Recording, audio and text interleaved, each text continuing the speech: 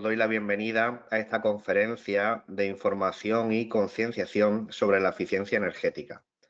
Hoy, jueves 5 de marzo, es el Día Mundial de la Eficiencia Energética y en el Colegio Oficial de Ingenieros Técnicos de Telecomunicación hemos querido celebrarlo realizando esta charla, con el objeto de dar visibilidad a la eficiencia energética a través de nuestro colectivo y también para nutrirnos de algunos datos e informaciones al respecto. Optimización de consumos. La energía más barata es la que no se consume. Maximizar el aprovechamiento de los recursos naturales. Uso racional de la energía eléctrica. Estas son frases típicas que seguro que todos hemos escuchado en distintas situaciones más de una vez. A lo largo de esta presentación iremos sabiendo qué tienen de verdad cada una. Sin duda, la frase con la que yo me quedo es la que estáis leyendo. No importa cuántos recursos tengas, si no sabes cómo utilizarlos de manera eficiente. Nunca será suficiente. Este es lo que se denomina el principio de utilidad y aplicabilidad de la eficiencia energética. Yo soy Manuel Villalobos, ingeniero técnico de telecomunicación y principalmente me dedico a realizar proyectos de domótica con el sistema KNX, a impartir las formaciones certificadas de partner KNX y también a realizar certificados energéticos. Todo esto dentro de mi empresa Superingeniero. También pues colaboro con nuestro colegio y con la Universidad de Málaga. Bien, estos son los aspectos más relevantes sobre la eficiencia energética que vamos a tratar. ¿Qué es la eficiencia energética? Influencia y visión global. Luego pasaremos por una parte quizás un poco más tediosa pero necesaria, que es el marco normativo actual. Y finalizaremos con quizá la parte más útil, que son las salidas profesionales y la etiqueta energética.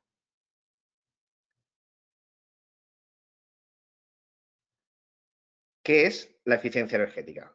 Pues empezamos por la primera palabra, eficiencia. Es la capacidad de conseguir un objetivo empleando para ello los mínimos recursos posibles. Por lo que, aplicado al ámbito energético, eficiencia energética es la relación entre la cantidad de energía utilizada en una actividad o proceso y la prevista para su realización. Llevada esta definición a las prácticas sostenibles, la eficiencia energética se plantea como una de las políticas de freno fundamentales para el cambio climático, junto con el desarrollo de energías renovables y una política de transporte menos agresiva con el medio ambiente. La energía es el motor que hace funcionar el mundo. Sin energía no tendríamos iluminación, ni calefacción o aire acondicionado, no podríamos ver la televisión, ni desplazarnos en coches o autobuses. Su uso forma parte de nuestro estilo de vida, pero solo nos preocupamos de ella cuando nos falta. Cuanto más desarrollada está una sociedad, más energía consume, y no siempre de un modo eficiente. Con un uso responsable y eficaz, podemos disponer de mayores prestaciones de servicios y confort sin consumir más energía. Esto nos hace menos vulnerables ante posibles crisis de suministro. Por lo tanto, uno de los principales objetivos de la eficiencia energética es reducir la cantidad de energía requerida para proporcionar productos y servicios.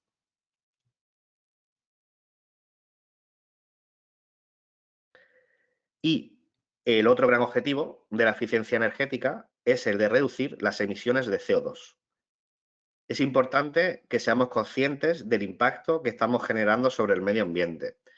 No es necesario que profundicemos en ello, ya que casi a diario pues, los medios de comunicación nos hablan sobre el cambio climático, el calentamiento global, el incremento de la temperatura de la Tierra y un largo etcétera de efectos negativos que estamos generando con nuestra actividad diaria. Y a veces estamos ya hasta sobreinformados. Debido a esta concienciación que hemos tomado en los últimos años sobre cuidar nuestro planeta, medir nuestras emisiones de CO2, pues nos permite disponer de una herramienta de sensibilización de gran valor. También debemos ser conscientes de las tres principales fuentes generadoras de emisiones de CO2. Lo que se denomina alcance 1 o emisiones directas. Son las generadas por el consumo de combustibles, es decir, gas natural, gas licuado, que es lo que coloquialmente se conoce como la bombona de butano, gasóleo, etc. Y las fugas de refrigerantes en máquinas de aire acondicionado, cámaras frigoríficas, etc. Luego están el alcance 2 o emisiones indirectas, que son las generadas por el consumo de electricidad. Y luego el alcance 3 u otras emisiones indirectas, que son las generadas por actividades de extracción y producción de materias primas que adquirimos. Pues también uso de medios de transporte, como el transporte público, el tren, el avión, etc.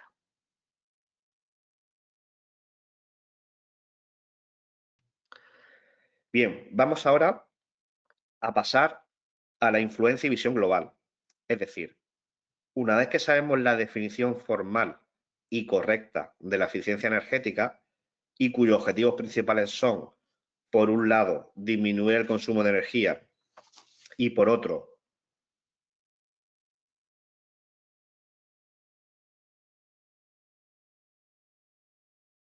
disculpa, ahora sí, que creo que había habido un corte en el micro. Sí, ahora me seguí escuchando correctamente. Bien, como decía, los objetivos principales son, por un lado, disminuir el consumo de energía y por otro, reducir las emisiones de CO2. Pues vamos a ver exactamente cómo se pueden conseguir esto y en qué productos y servicios. Aquí estáis viendo una serie de sectores en las que diariamente se consume energía y se emite CO2. Imaginad la gran escala a nivel mundial y diariamente. Para centrar los esfuerzos en ser más eficientes energéticamente, debemos primero ver el contexto donde nos movemos, en España, donde más energía se consume es en el transporte, con un 40% seguido de la industria con un 30%. Posteriormente el hogar con un 17%, los servicios con un 10% y la agricultura 3%. Por lo tanto, el sector de transportes en general, el sector industrial y el residencial son los más acusados. En cuanto a la eficiencia energética en el transporte, es el primer sector de actividad en España en emisiones de gases de efecto invernadero. Usar el transporte público o coche compartido para los desplazamientos en el trabajo sería parte de la solución. Es decir, la mayoría de la gente usa el coche para trasladarse al trabajo. Hay que tener en cuenta que es la manera menos eficiente y más contaminante que existe para desplazarse todos los días. En cuanto a la eficiencia energética en la industria, alrededor del 30% del consumo de energía corresponde al sector energético, principalmente para la transformación de la energía en electricidad y calor y para su distribución. En las industrias hay medidas que se pueden seguir que pueden representar un importante ahorro, como por ejemplo la iluminación. Hay que promover medidas de renovación de elementos de consumo directo, como las luminarias, reemplazando por lámparas LED. Además de instalar controladores de presencia y temporizadores para que se apaguen cuando no hay nadie. Otro ejemplo, revisar los motores eléctricos para una mayor eficiencia. En la industria, la mayoría de los procesos los mueve un motor eléctrico. Una revisión periódica del mismo, pues asegurará que sea más eficaz y consuma menos. Y la renovación tecnológica. Los equipos modernos, por ejemplo, los ordenadores consumen casi el 50% menos que uno antiguo. Esto también se puede aplicar a los servidores. Y en cuanto a la eficiencia energética en el sector residencial, algunas medidas son muy conocidas por, permitirme la expresión coloquial, sentido común. Por ejemplo, pues apagar la luz cuando no estamos en una estancia, pero otras muchas las propician desarrollos tecnológicos que no son tan vox populi como es la domótica, la cual comentaremos más adelante. Bueno, resumiendo un poco, hemos visto que los sectores industriales, residenciales y de transportes son claves para reducir diariamente su consumo de energía y emisiones de CO2. Y también hemos comentado una serie de pautas que no dejan de ser un cambio de hábitos. Hábitos que nos conviertan en ser más respetuosos con el medio ambiente y más conscientes de la situación. Pero obviamente estos hábitos mejorados no son suficientes para reducir consumos. La principal influencia que nos permite disminuir consumos y, por tanto, cumplir con el objetivo de la eficiencia energética es la tecnología.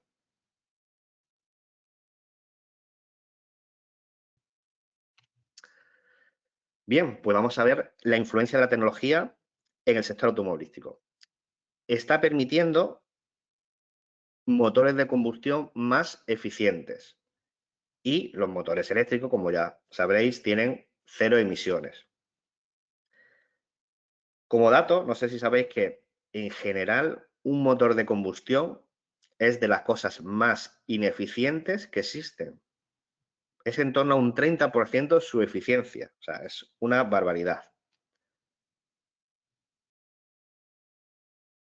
En el sector residencial, por ejemplo, implementar sistemas de control inteligente que permitan gestionar de manera automática y eficiente en función de variables como la presencia, temperatura ambiente, luminosidad ambiente, etc. También las instalaciones de agua caliente, climatización, iluminación, ¿vale? Etcétera, etcétera.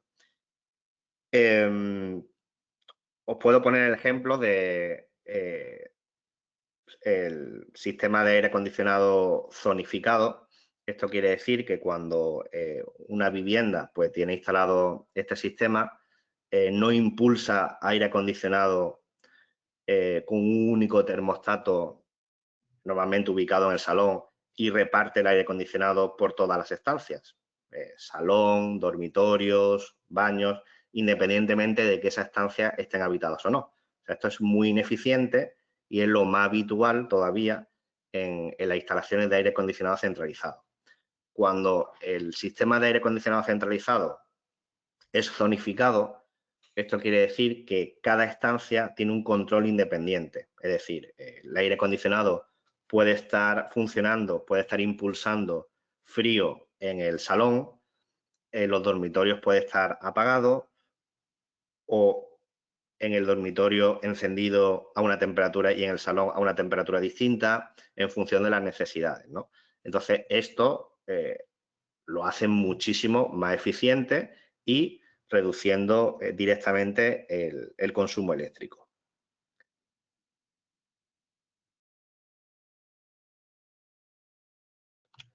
Bien, en el sector industrial, gracias a la tecnología, pues se está consiguiendo una maquinaria más eficiente y una reducción de las emisiones de CO2, así como el reciclaje y la mejora de hábitos. Siempre ayudan, complementan, todo suma y más a gran escala, multiplicados por todos los que somos en el planeta.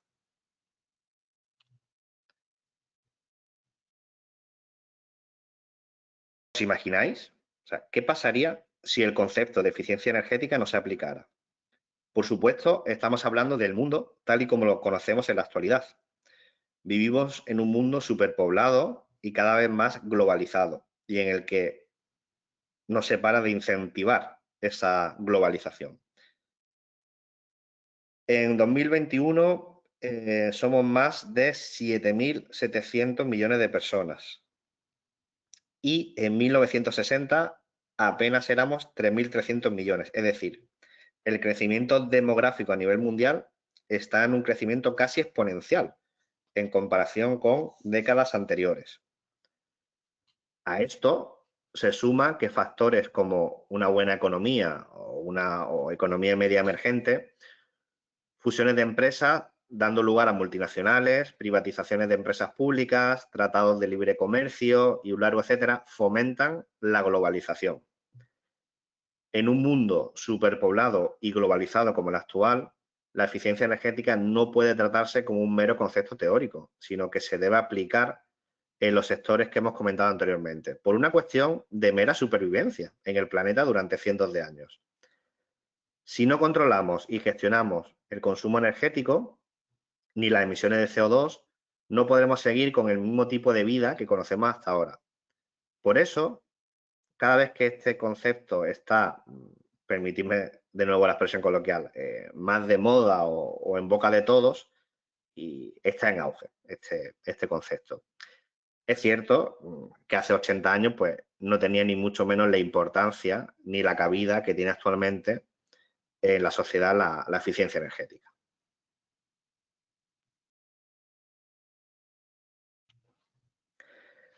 Tristemente, es cierto que estas reducciones de consumo, al final, la interpretación para la mayoría de empresas del sector privado se traduce en un ahorro económico, y es que lo priorizan frente al cuidado del planeta, el cual, en un gran porcentaje mayoritario, se encarga el sector público a través de medidas políticas, pues reales decretos, normativas, etcétera, etcétera. Un claro ejemplo de esto es la construcción de edificios sostenibles. Como veremos a continuación, hay una serie de normas implementadas de obligado cumplimiento.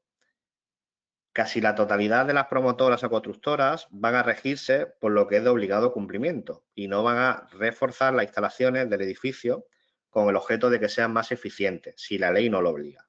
Es decir, la empresa privada prima el ahorro económico frente a la sostenibilidad y la eficiencia energética y solo cumple con las condiciones mínimas. ¿Cuál es la solución? ¿Deben hacerse leyes más restrictivas en este aspecto? ¿El sector privado siempre debe ir a lo mínimo que se exige y nunca más? Precisamente, Horizonte 2030 es un compromiso de la Unión Europea que consiste en, como estáis viendo en la ilustración, reducir las emisiones de CO2 un 75% en 2030, siempre respecto al 2005. Contribuir en el incremento de la producción de electricidad de origen renovable, alcanzando más del 75% de la potencia instalada.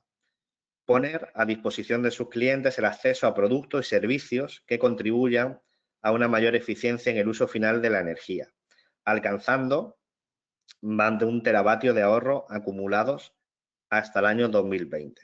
Esto respecto al 2014. Y fomentar los procesos de investigación y desarrollo de tecnologías limpias, eficiencia energética y redes inteligentes.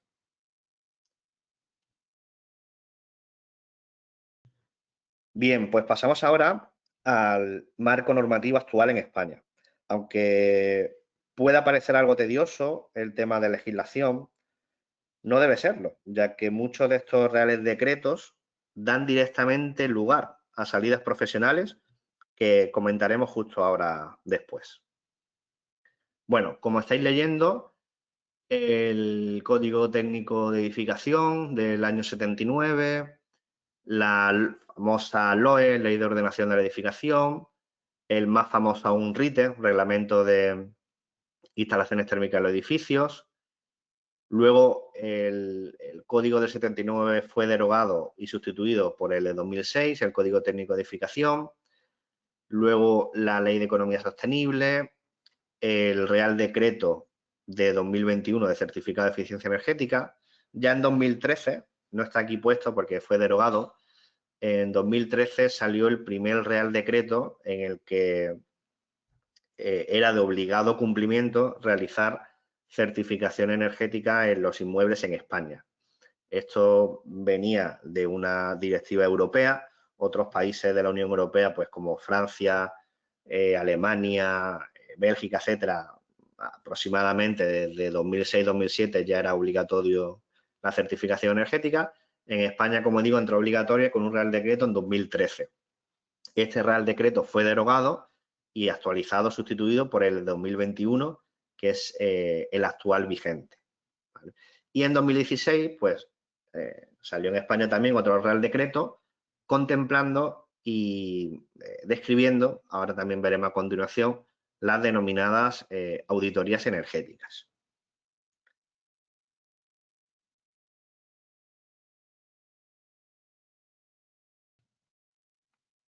Bueno, pues estas son las dos principales directivas europeas a partir de las cuales posteriormente han ido desarrollándose en cada país de la Unión Europea sus respectivas leyes. Y como es el caso de España, muchos de los reales decretos que hemos visto justo ahora.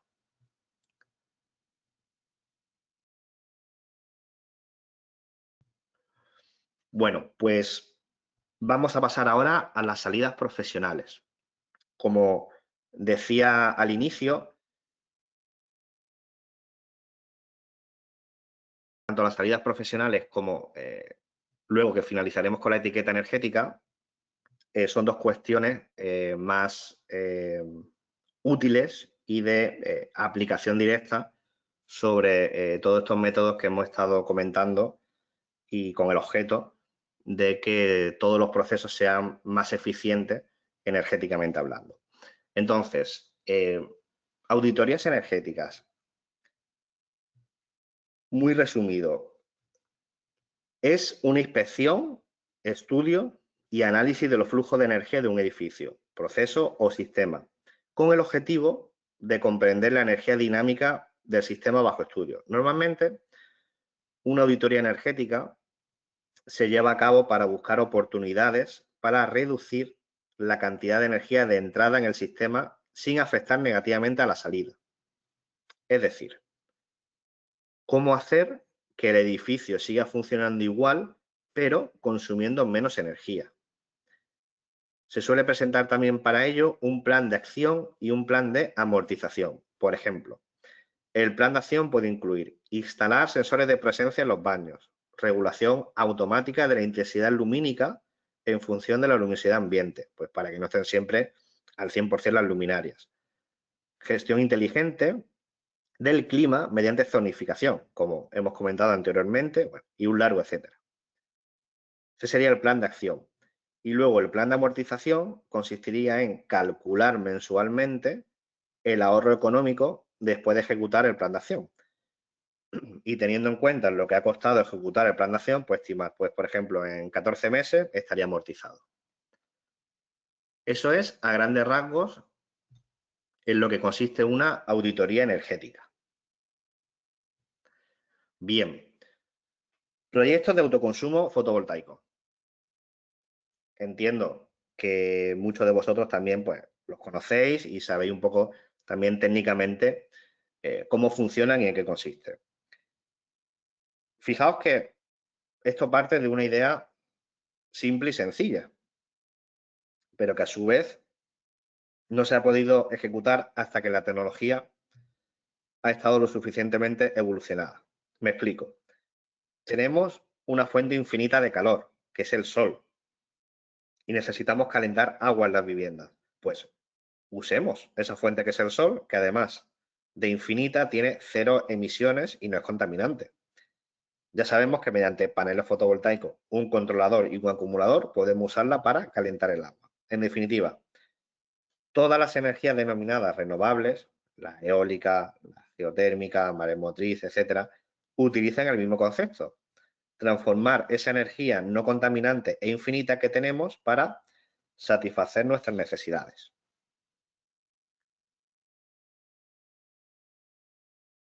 Otro ejemplo de esto aplicado también a la tecnología es el control de acceso por huella dactilar. ¿Es necesario crear miles de millones de cerraduras y llaves para las puertas? Pues hasta hace una década sí, pero ahora, teniendo la tecnología suficiente que es capaz de leer nuestra huella dactilar, identificando los valles y las crestas, podemos ahorrarnos todos esos procesos de fabricación contaminantes, por no mencionar la insalubridad de las llaves de metal y la incomodidad ante posibles pérdidas, roturas, etc. Si cada uno tenemos una identificación única, proporcionada de manera natural, que es la huella dactilar, pues usémosla a nuestro favor, ¿vale? Al igual que la energía solar y otras renovables.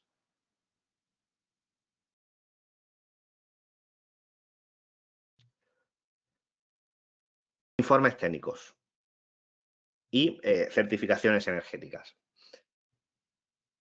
Las certificaciones energéticas son un tipo de informes técnicos. Antes habíamos comentado a grandes rasgos en lo que consiste la auditoría energética. Decíamos que tenían un plan de acción y un plan de amortización. Bueno, pues el plan de acción sería un informe técnico y el plan de amortización sería otro informe técnico, así como la certificación energética no es más que también otro tipo de informe técnico. Las certificaciones energéticas Como he comentado anteriormente, son obligatorias en España desde 2013 para venta y alquiler de cualquier tipo de inmueble, no solo en el sector residencial, sino en pequeño terciario, como puede ser pues, un local, una oficina, un restaurante, etcétera, etcétera. Con la derogación del Real Decreto de 2013 y la sustitución del Real Decreto 2021, que es el que está vigente, la obligatoriedad de la certificación energética se amplía no solo a venta y alquiler, sino para la concesión de muchas subvenciones y ayudas que hay en la declaración de la renta, pues también es obligatorio tener un certificado energético del estado actual de la vivienda.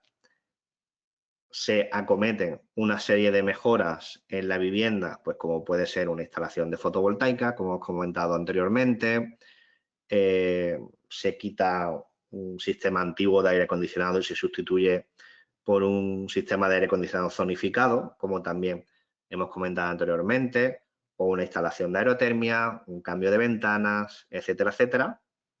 Y una vez acometida esa mejora, se realiza un segundo certificado energético. Dependiendo de la mejora, del salto energético entre el certificado previo y el certificado posterior a dichas instalaciones, pues la Administración Pública competente concede una cuantía económica o una ayuda en la deducción del IRPF en la declaración de la renta. Por lo tanto, actualmente las certificaciones energéticas pues tienen bastantes salidas profesionales, es decir, ya no solo se reduce como hace unos años a la venta y el alquiler.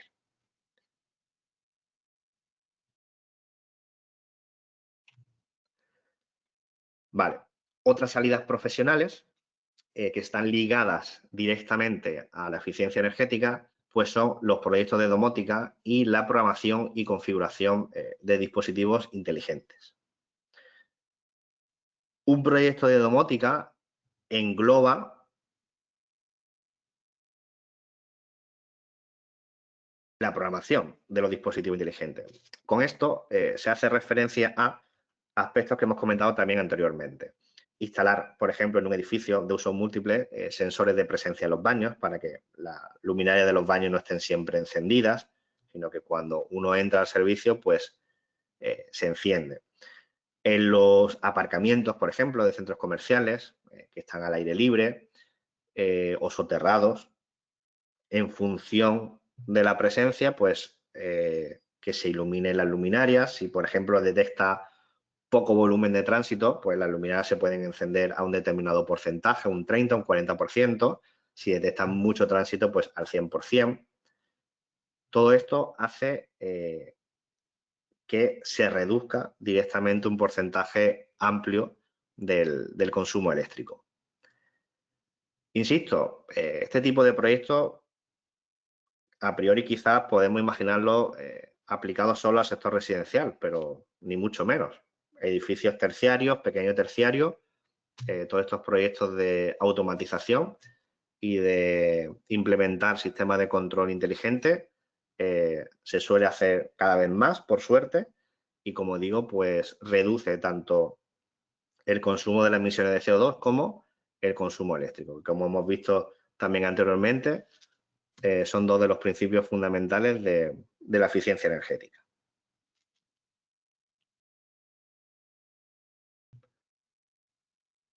Bien, para finalizar, vamos al concepto y a ver lo que es una etiqueta energética.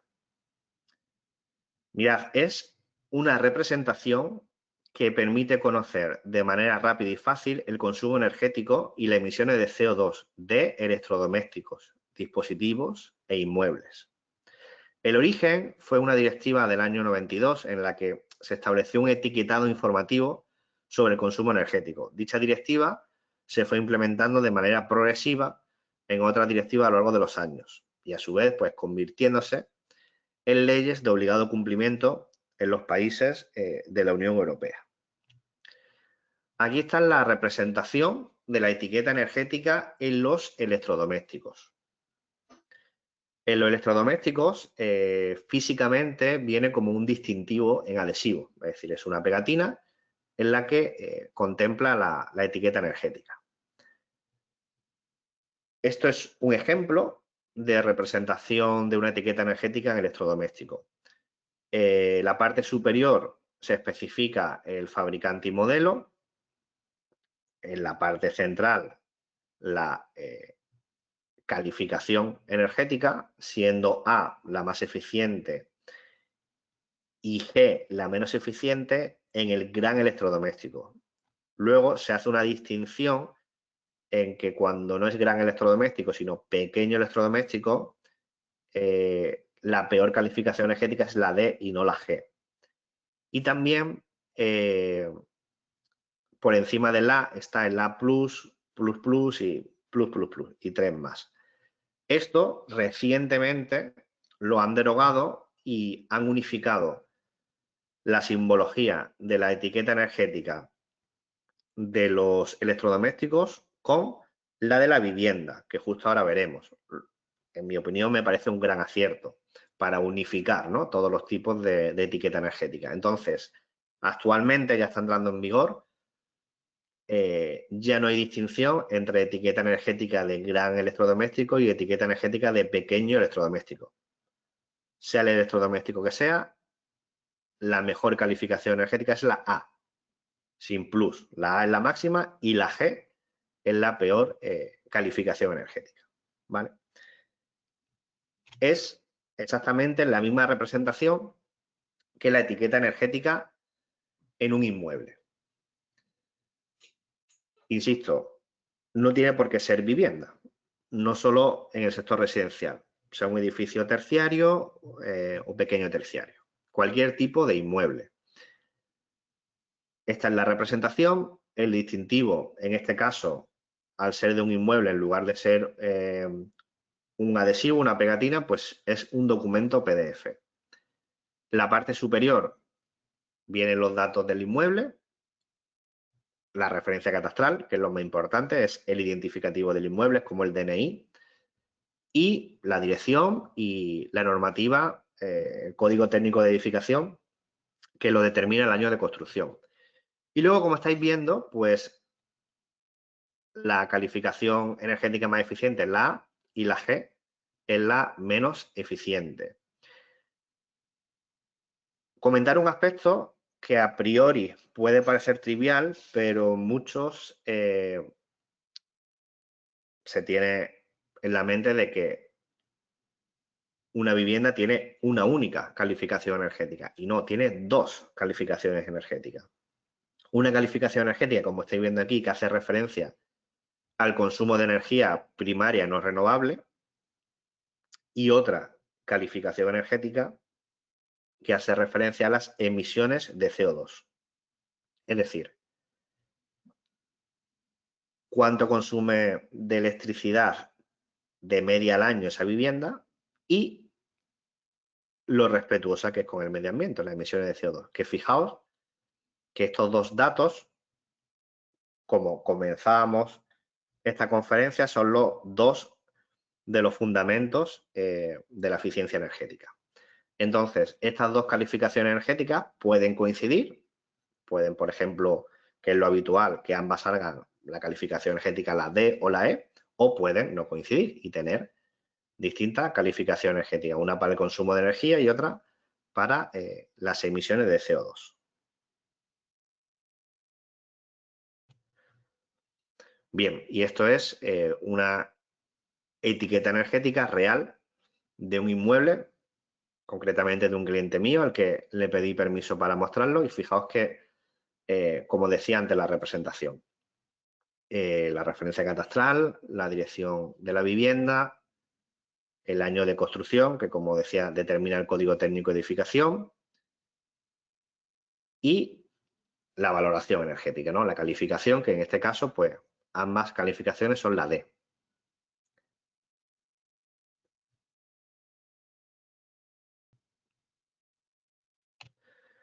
Bien, pues hasta aquí. Esto es todo lo que estaba previsto de contenido. Os agradezco la asistencia, espero que haya sido de interés y no haya resultado tedioso, que no deja de ser casi una hora. Si queréis lanzar alguna pregunta o consulta, estoy a vuestra disposición mediante el mail que tenéis aquí y tenéis mi contacto. Os agradezco de nuevo la asistencia. Un saludo.